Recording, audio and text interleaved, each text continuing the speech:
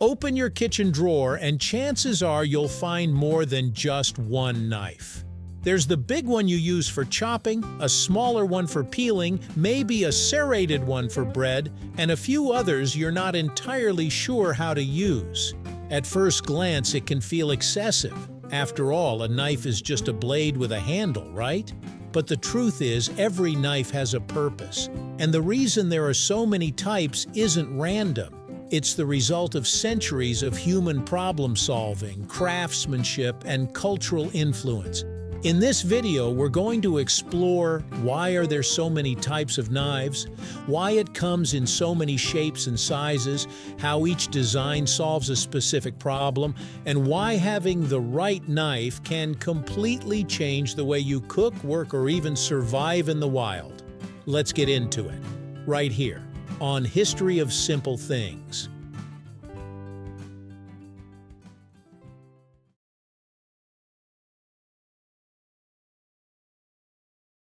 At its core, a knife is one of the oldest tools humans have ever used. Long before modern kitchens or stainless steel, early humans crafted sharp edges from stone to cut meat, skin animals, and prepare food. But here's the key idea. Not all cutting tasks are the same. Cutting through raw meat is different from slicing soft fruit. Chopping vegetables requires a different motion than filleting a fish. Even the texture, density, and moisture of what you're cutting can affect how a blade should be shaped. So instead of forcing one tool to do everything poorly, humans did what we've always done. We specialized. We created different knives for different jobs. If you line up different knives side by side, the differences are obvious. Some are long and thin, others are short and curved, and some even have teeth along the edge. These shapes aren't just for looks, they directly affect how a knife performs. A long, narrow blade is ideal for slicing because it allows for smooth, continuous cuts. That's why carving knives are designed that way. They glide through meat without tearing it. On the other hand, a wide, heavy blade is perfect for chopping. It gives you more force and stability, which is why chefs' knives are often broad and slightly curved. Then there are serrated knives with their saw-like edges. These are designed for foods with tough exteriors and soft interiors, like bread or tomatoes. Instead of crushing the inside, the serrations grip and cut cleanly through the surface. Even the tip of a knife matters. A pointed tip is useful for precision work, like removing seeds or making delicate cuts, while a rounded tip is safer and better suited for general slicing. Every curve, angle, and edge exists because it solves a specific problem. Knives aren't just tools, they're also shaped by culture. Different parts of the world developed their own styles of cooking, and those styles influenced the knives they created. In Western kitchens, you'll often find the classic chef's knife, designed to handle a wide variety of tasks. It's versatile, sturdy, and built for efficiency. In Japan, knife design took a more specialized approach.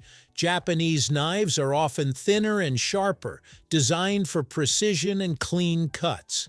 Instead of one all-purpose knife, there are multiple knives, each dedicated to a specific task, like slicing fish, cutting vegetables, or preparing sushi. Even in rural or outdoor settings, cultures developed knives suited to their environment.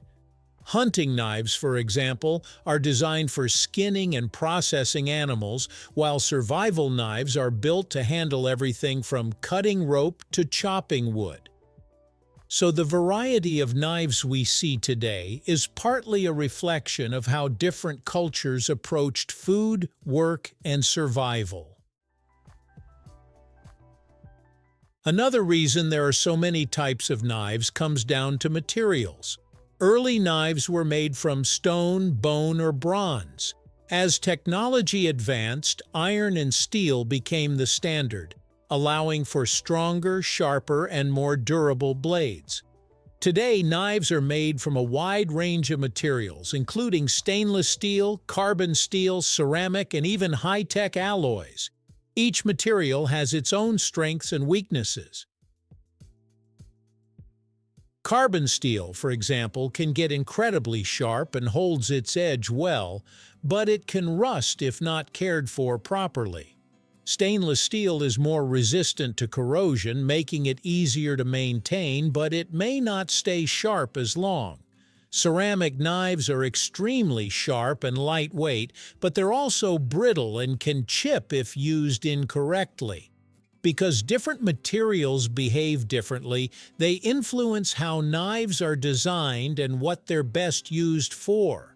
A knife meant for heavy-duty tasks needs toughness, while one designed for precision needs sharpness and control. Think about all the things you might cut in a day. Vegetables, meat, bread, fruit, packaging, maybe even rope or cardboard. Each of these tasks places different demands on a knife. A bread knife needs to saw through a crust without crushing the inside.